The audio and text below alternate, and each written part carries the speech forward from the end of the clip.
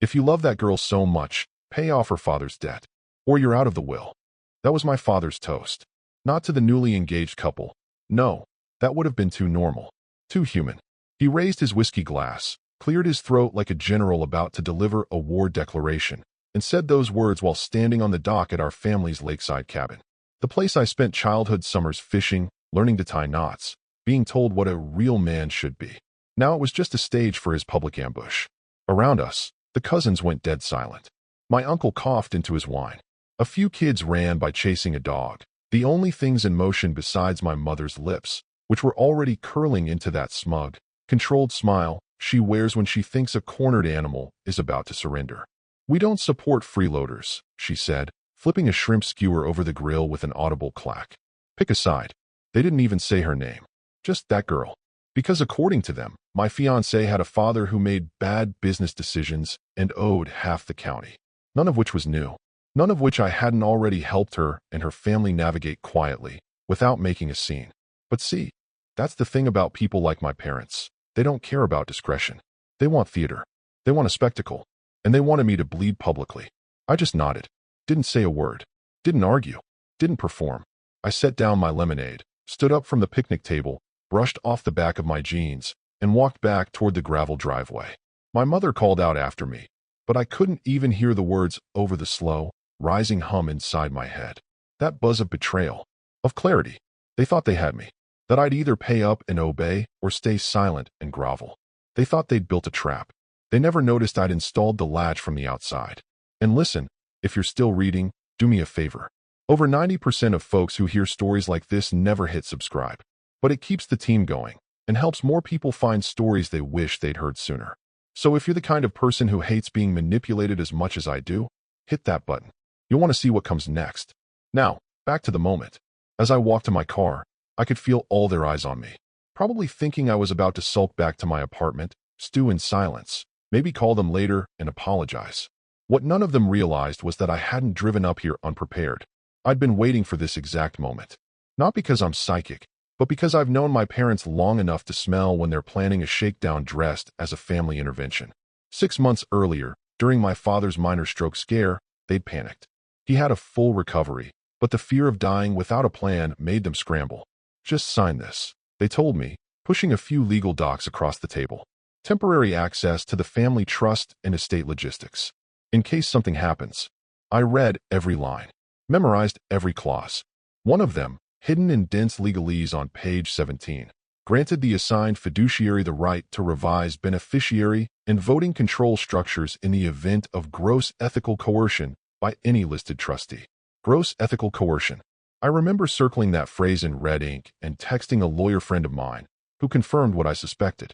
If either of them made threats regarding my inheritance tied to personal choices, like marriage, caregiving, or debt assumption, I could file the document and trigger the clause. So I had waited, watched, let them think I was still their obedient son, still one step behind.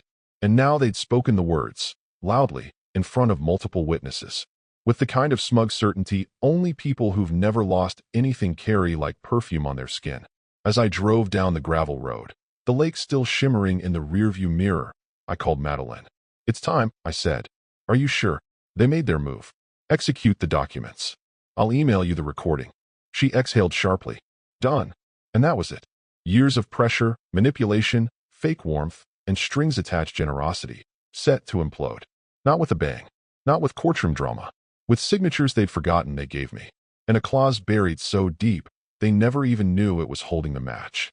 They were still laughing behind me. Still sipping cocktails. Still thinking I was bluffing. But the ground under their feet had already begun to crack. The apartment was silent except for the mechanical click of the lock disengaging on the small wall-mounted safe behind a framed photo of me and my father fishing in Montana, circa 1998, back when I still believed he was a decent man. I pulled the photo off the hinge and opened the safe.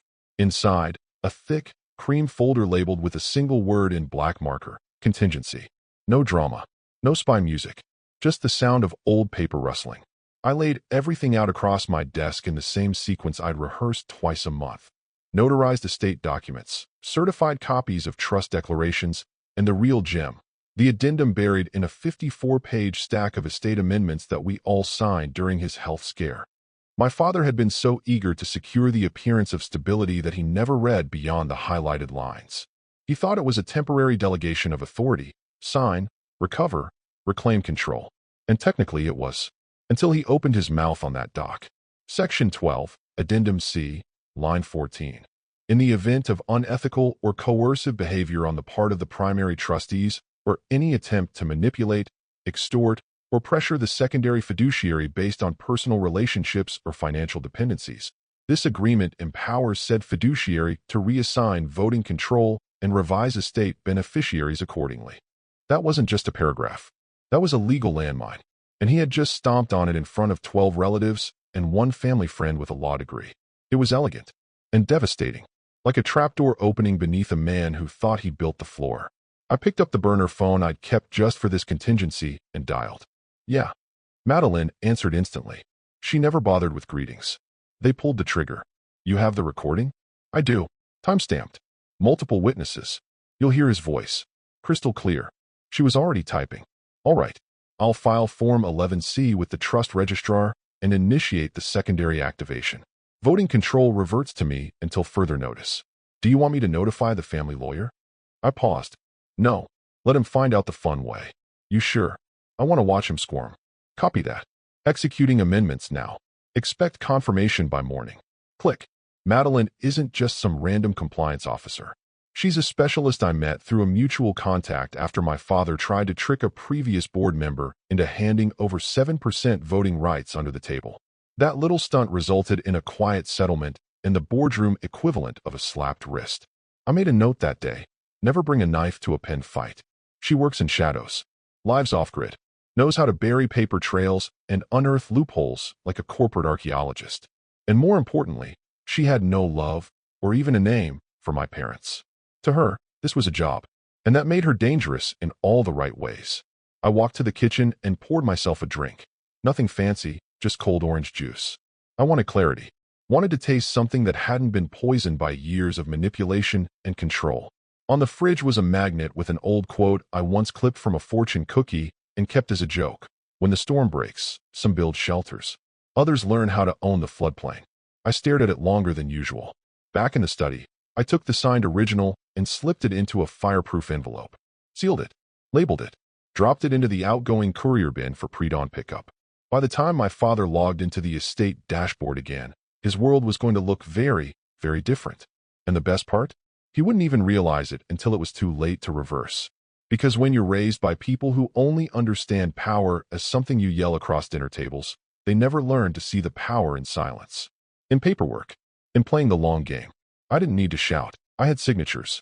Witnesses. And a clause they didn't even remember signing. The sun hadn't even come up when I got behind the wheel. I didn't pack a bag. I didn't need to.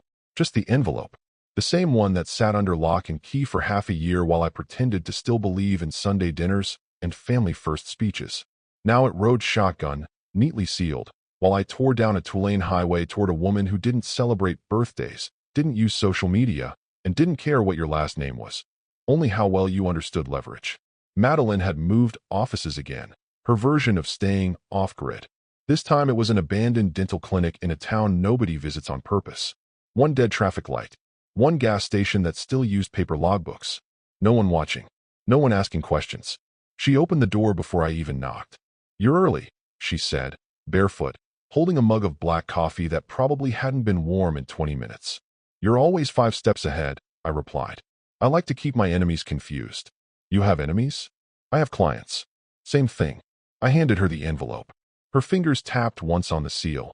Then she slid it open with a letter opener shaped like a whale's tooth, because of course she did, and began scanning the documents. Silence stretched out like wire. Page after page. No questions. No gasps. Just nods. When she got to the voting reassignment form and the triggering clause affidavit, she smirked. They'll never see this coming, she muttered. That's the point. She snapped the folder shut. I'll need 48 hours. I'll reroute the vote chain through a proxy in Delaware, file the activation with the registrar, notify the trust custodian, and lock out the estate lawyer's login credentials from the portal. Do you want soft notification or blunt force? Let the locks speak for themselves. Madeline nodded. Brutal. I like it. Her desk looked like a mess, but was a battlefield. One corner had 3 encrypted drives stacked like coasters. Another had a rotary phone with no cord. Behind her, 4 filing cabinets had labels like ghost reassignments and power of attorney collapse cases. This wasn't her hobby. It was her religion. By the time I stepped back into my car, she was already booting up a server. The real work wasn't filing papers. It was disarming landmines before anyone heard the ticking.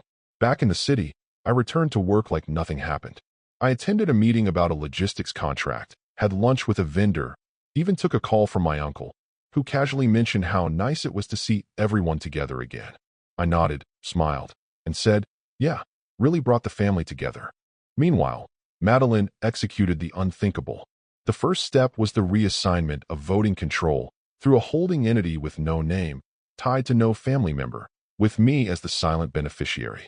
Legally airtight, ethically insulated, practically invisible.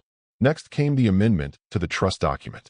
By triggering the ethical coercion clause, she transferred oversight authority to herself as acting custodian until further review, an internal safeguard my father insisted on years ago, believing it would prevent emotional decisions. He never imagined it would turn into a guillotine. Then came the kill shot, flagging the family lawyer's access.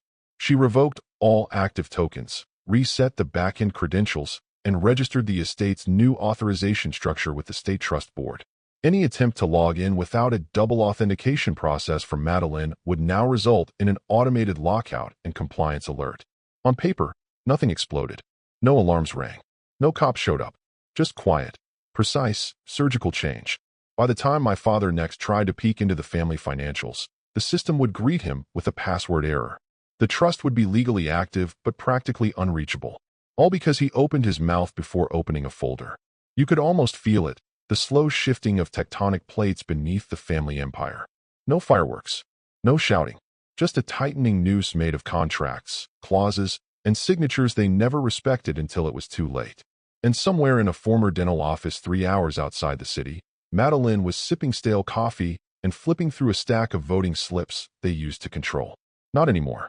My father's first clue came at 7:14 a.m. on a Wednesday. He was still in his robe, sipping the overpriced Guatemalan roast he orders in bulk, because branding his morning routine with pretentious beans somehow makes him feel like a titan of industry. He logged into the estate management dashboard using his saved credentials, the same ones he hadn't changed in 3 years, and waited for the loading spinner to disappear. Access denied. He tried again, then a third time. Same screen, same red warning. You do not have permission to access this portal. Please contact your system administrator. He assumed it was a glitch. He always does. When things don't go his way, they must be broken. So he called the estate lawyer, Bruce, an old-school fixer who uses too much cologne and too many Latin phrases. But this time, Bruce didn't answer on the first ring, or the second. In fact, Bruce waited a full 45 minutes to return the call, and when he did, he sounded off. "Morning, Richard," he said, voice too measured. "I can't get into the dashboard," my father barked. "It's frozen." "Huh," Bruce replied, which is the last thing you want to hear from your lawyer when you're reporting a system lockout. "Huh, that's your response. Well, I got a system ping late last night, but I assumed it was a routine update." "You assumed?" "There was a trigger filed through the fiduciary clause. I'm still verifying. But, look, maybe talk to your son before we escalate anything. It's possible he..." Click. My father hung up before Bruce could finish the sentence. He doesn't like surprises, especially when they involve leverage he didn't authorize. Meanwhile, across the house, my mother was already at her tablet, drafting a share reassignment. She'd been planning to shift a 4% voting slice to my cousin Marcus for months now, an effort to preserve the bloodline, as she calls it, though Marcus hasn't held a job longer than 3 months and once tried to start an NFT for luxury funeral caskets. She entered the usual credentials, clicked submit, and then the screen blinked red. Transfer request requires countersignature by voting control officer, MD Harris. She blinked. Then again, who the hell was MD Harris? She assumed it was a bug, so she reloaded the page. Same result. No override. No resend verification button. Just that one line, with a name she didn't recognize and no clear contact information. She called Bruce. This time, he didn't answer at all. That's when things started moving. Fast. And quietly. Board members began getting pings. Tiny transactional updates in the estate ledger, logged but not explained. Transfers pending. Authorizations reshuffled. Access logs rerouted. At 10:22 a.m., the youngest board member, Jessica, 32, sharp, corporate VP of a logistics firm, received a cryptic phone call. A voice she recognized, but wouldn't name, said only this: "Watch the ledger changes." And say nothing. Then silence. No threats. No demands. Just a surgical reminder that the real game wasn't in arguments. It was in documentation. Back in their estate office, my father was pacing. "This is a breach," he muttered, over and over, as if saying it enough times would make it true. "Someone's hacked the system." My mother pulled up the estate's hard copy records, filed by Madeline, months ago, under their signatures. She flipped to the clause, her hands trembling as she read the exact words I'd waited 6 months for them to trigger. Clause 12. Ethical coercion. Activation conditions. My father snatched the paper from her hands and scanned it, his lips moving with each word, his eyes narrowing like he was trying to burn holes in the paper with rage alone. "M.D. Harris," he said again, slowly this time. "Who is that?" That was the wrong question. The right one would have been, when did we lose control? Because the answer was, months ago. The moment they handed me the keys in a fit of fear and hubris. The moment they thought I was still just their son, still playing by their script, still dependent on their version of legacy. They didn't know that M.D. Harris wasn't just a name. It was a firewall, a custodian, a ghost in the system that no amount of yelling or wealth could intimidate. And now the machine had started moving. No alarms, no red flags, just quiet reassignments, revoked privileges, access logs rewritten. And there wasn't a damn thing they could do to stop it. Bruce finally called back the next morning, and it wasn't like him to sound like a man who'd forgotten how to breathe. Usually, he led with legal jargon and condescension, prima facie, fiduciary breach, in perpetuity, the kind of stuff that made my father feel like he was paying for something elite. But not this time. This time, Bruce cleared his throat 3 times before he even spoke. "You might want to talk to your son before doing anything drastic." My father rolled his eyes so hard I could practically hear it through the wall. "I'm not asking for family therapy, Bruce," he said. "I'm asking why I can't log into my own trust dashboard." Bruce hesitated. "Because it's not technically yours anymore." "What?" "There are protections now. Legal ones." There was silence. Bruce continued, cautiously. "You activated an ethical coercion clause. You signed it. I've reviewed it myself, 3 times. It's airtight." My father scoffed like a man who thought he was too powerful for paper. "He won't fight us." In the background, my mother's voice rang out, sharper than glass. "He's not capable of this. He's soft. Always has been." Bruce didn't argue. They hung up. That was mistake number 1. Mistake number 2 arrived exactly 18 minutes later, in the form of a courier envelope with a blue foil seal and a crimson stamp from the Registrar of Trusts. My father opened it over the kitchen sink, half listening to my mother rant about disciplining the board and reasserting authority. She was already in motion, making calls to family members, trying to shore up support that was now as useful as monopoly money. He pulled out the document. "Read the header. Notice of confirmed amendments to estate beneficiaries and voting authority." The language was cold, bureaucratic, brutal. Effective immediately, all primary authority over the estate was reassigned to Custodian Officer M.D. Harris, with irrevocable oversight powers pending review. All voting shares were to be redirected through a protective trust, controlled via a 2-tier verification system. Secondary beneficiaries were updated, and past trustees, Richard and Helen, my parents, were reclassified as limited advisory members. Stamped. Notarized. Final. No appeals process. No delays. No loopholes. My mother stopped mid-sentence when she saw his face. "What is it?" she asked. He held out the paper. She read it, slower than usual, like she was trying to decipher a foreign language written in her own blood. This has to be reversible," she muttered. He didn't answer, because deep down, they both knew it wasn't. They thought they were dealing with the version of me they raised, obedient, apologetic, constantly grateful to sit at the table they never let me build. What they didn't realize, what they never bothered to ask, is who I became while sitting quietly at the edge of their empire.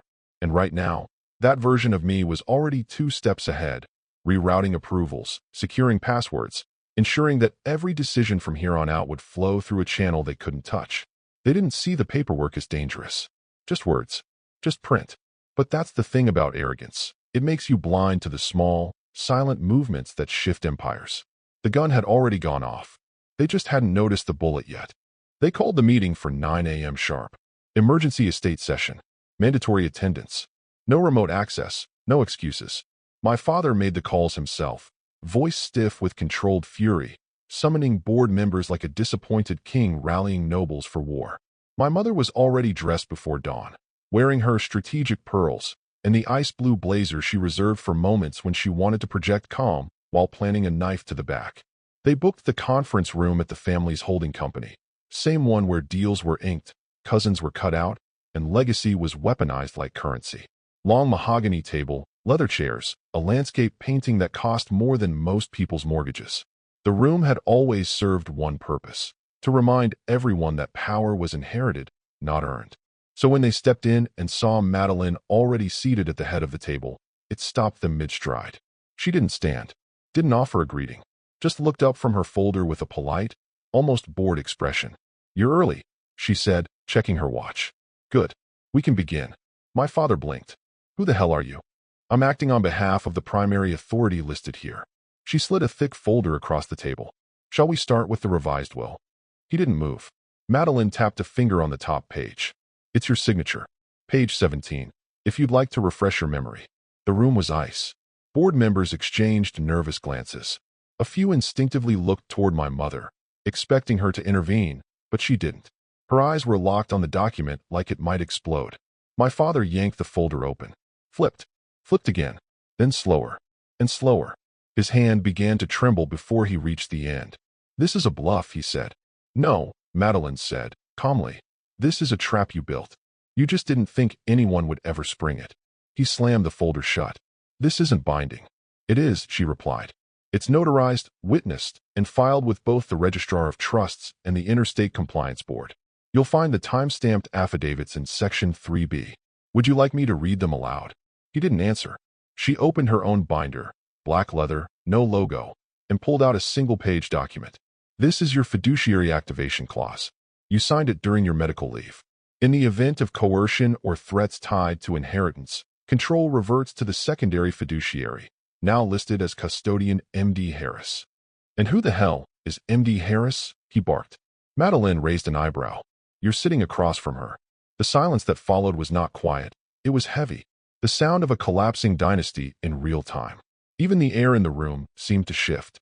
My mother, who until now had been standing rigid near the windows, finally sat.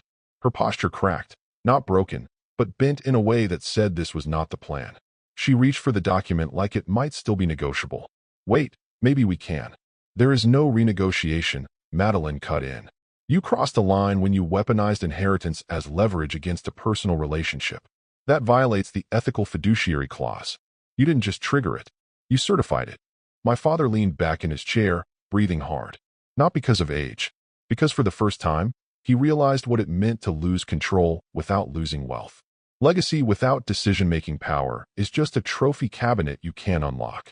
Behind Madeline, a screen displayed the new board structure. Names shifted, roles reassigned, votes recounted.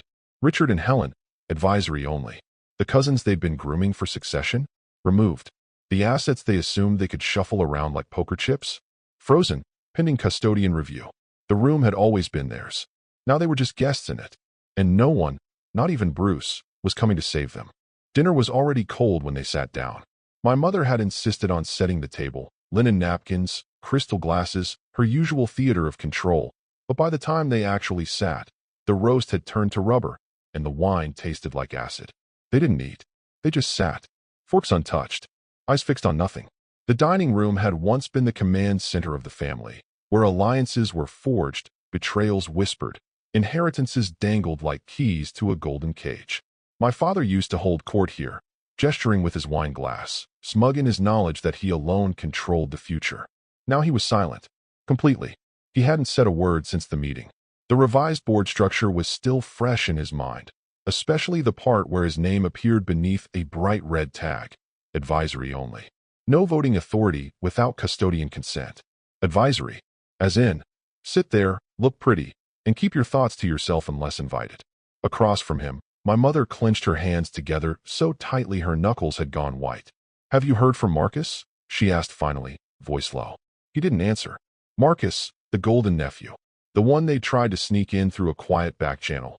offering him an 8% voting slice via a family contingency trust. That request had been formally blocked this morning. Rejected by Madeline. Denied by the system. Unauthorized party does not meet trust eligibility criteria. That was the official wording. But what it meant was, he's out. And so were the cousins. All of them. The loud ones who showed up for free dinners and exclusive vacations. The quiet ones who nodded along while scheming on the sidelines. All gone. Frozen out. Legally stripped. Financially irrelevant. Everything they thought was inevitable had been reduced to a line item marked revoked. It wasn't dramatic. It wasn't public. That would have been merciful. No, this was slow death by silence. After another long stretch, my mother finally said it. We pushed too far. 3 words. And somehow, they sounded heavier than all the screaming she'd ever done. But my father didn't look up. He just sat there, lips pressed thin, staring at the half-burnt candle in the center of the table like it might explain how his kingdom evaporated. Because it wasn't the money. The money was still there. The estate still stood. The holdings were intact. It was the loss of power. Quiet. Invisible. Absolute. He had spent his life training everyone around him to believe the bloodline would pass through his chosen heirs. That I was the placeholder, the fluke. The one with too many emotions and not enough spine. Now every vote, every transfer, every decision, every whisper of movement in the estate required my written consent. He had built a machine, and I had quietly changed the operating system. Across the room, the old family portrait hung crooked on the wall, the one we took 10 years ago at my graduation. I remember how he made me stand on the end, not in the middle, because optics mattered. I remember how he told me afterward that my tie looked like a public school principal's, and that maybe I should think about a safer career path, something that doesn't embarrass the family name. Funny, now the family name couldn't move a dollar without my initials beside it. The fork in my mother's hand slipped, clattering loudly against the porcelain. Neither of them moved to pick it up. Outside, the porch lights buzzed to life automatically. No one had touched the switch. Just sensors doing what they were programmed to do. Much like the trust I'd rebuilt behind their backs. It didn't need emotion. It didn't need approval. Just action. And they were too late to take any. The envelope arrived 2 days later. Plain white. No return address, but unmistakably mine. My mother recognized the handwriting immediately. I'd written countless thank you notes in that same precise script over the years, coached by her to always appear gracious, no matter what. Funny how that same grace now slid like a blade across the throat of everything they thought they still controlled. She didn't open it right away. She just stared at it, sitting neatly atop the pile of mail she normally tore through like a gambler with a fresh stack of chips. My father was already at the sideboard, unscrewing the top of a bottle he used to reserve for celebrations. Now it was just Tuesday. She finally broke the seal with her pinky, delicately, like the letter might bite her. It didn't scream. It didn't accuse. It didn't need to. It read, I will not fund her father's debt, nor will I fund yours. The trust has been updated accordingly. All future decisions will be made without your influence. Attached was a single sheet of paper, black ink, white background, no letterhead. Just a table. A list of revised board members. Voting allocations. Legal custodianship of each major asset. Each line was surgical. Cousins, removed. Nephews, blocked. My father's discretionary fund, rerouted under audit. My mother's personal wellness foundation, paused indefinitely pending review. At the bottom, a small note. Custodial signatures required for further access. There was no threat, no final warning, no apology, just execution. My mother made a noise, something between a gasp and a cough, and dropped the paper onto the table like it burned. She didn't cry immediately. That came a few seconds later, sudden and sharp, like a glass hitting tile. A sound I hadn't heard in years. Not from her. Not the woman who once told me, stone-faced, emotion is for people without leverage. Across the room, my father silently poured 2 fingers of whiskey into a crystal glass he used to brag was a gift from the ambassador. He didn't sit, didn't toast, just stood there, holding the glass like a man who finally understood that silence isn't absence, it's erasure. They didn't call me. Not that night. Not the next morning. Not even when the family group chat, once a stream of fake warmth and passive-aggressive holiday plans, went completely dark. They knew. There was no ladder to climb anymore. No rungs I hadn't pulled out. They'd taught me that power was everything. That family meant nothing without control. That love, loyalty, even blood were just variables in a much colder equation. So I stopped being their variable, and I rewrote the formula. But I didn't gloat. There was nothing satisfying about this part. No victory dance. No mental fist pump. Just a breath. Deep, steady, final. They always thought I'd come crawling back. What they never prepared for was me walking away with the keys. It began quietly, just a few phone calls.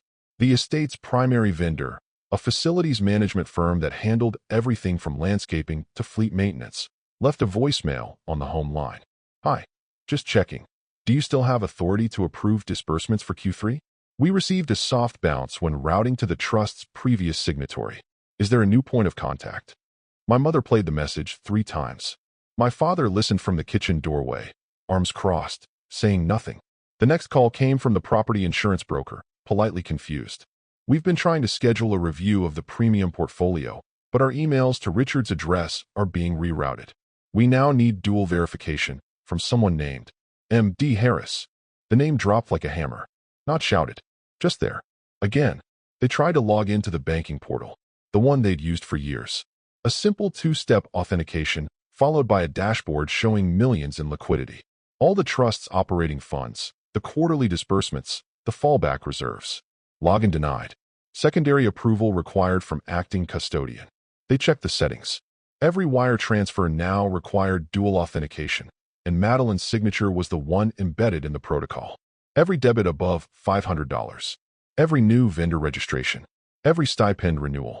Even the discretionary family fund, the one my father used like a private wallet for trips, bribes, and favors, was now locked.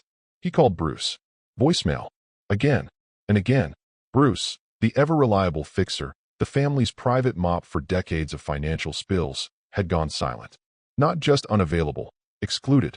Madeline had quietly revoked his permissions from the internal notification lists and rerouted all attorney correspondence through a firm she managed in-house. Registered in another state. With sealed partners. He was no longer in the loop. And he knew it. He didn't even try to argue. He simply faded into the fog. Then came the accounting breach. The family CPA, Harold, a man who'd done their books since before I had chest hair, called in a panic. Richard, I just tried to access the central ledger and I'm locked out. There's a new admin panel. I don't have credentials. And the quarterly filings, someone's already submitted them. With digital signatures I don't recognize. My father hung up without replying. The next day, a quiet maintenance crew arrived at the estate offices. No announcement. No ceremony. They removed the brass plaque at the front gate. Established 1964, Richard and Helen, estate headquarters. It was replaced with a clean slate. Same logo. Same address. New inscription. Managed under custodial trust authority. Voting board access by appointment only. No names. No titles. Just process. Power wasn't being taken. It had already been redefined.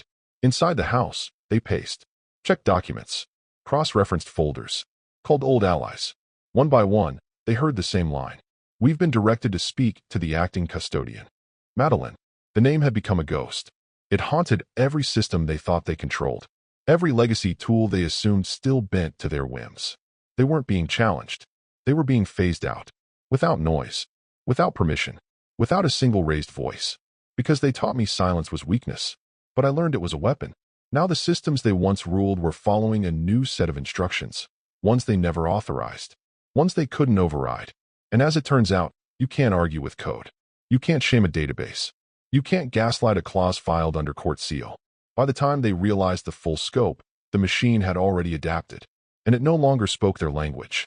The lawyer arrived like a thunderclap, late, frantic, sweating through his press suit like someone had chased him through 5 blocks of legal malpractice. He didn't even knock.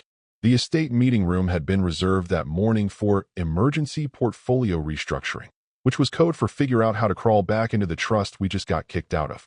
My parents were already seated, pale and silent, flanked by 2 board members who hadn't said a word since their own voting powers were stripped. Bruce, loyal, greased-back Bruce, slammed the door behind him, his briefcase flying open as he threw a stack of documents onto the table. Who removed you from the will and handed over voting control? His voice bounced off the marble, echoed off the glass. Angry, high-pitched, bordering on disbelief. My father didn't answer. His jaw tightened, a muscle twitching near his temple. My mother opened her mouth, then closed it again like someone had sewn her confidence shut. Bruce kept pacing. Do you understand what this means? he snapped, flipping through the stack. You authorized fiduciary reassignment. You triggered the coercion clause. I thought it was ceremonial, Richard. For optics. You let him write the terms. You signed the damn thing. No response. He stopped pacing. Looked at them like they just told him they gave away the deed to the family castle in exchange for a scratch-off ticket. This is irreversible. Not in this court. Not in any. Still nothing. My mother blinked rapidly. My father finally reached for a document. Any document. But his fingers hovered over it like they no longer recognized what they were holding.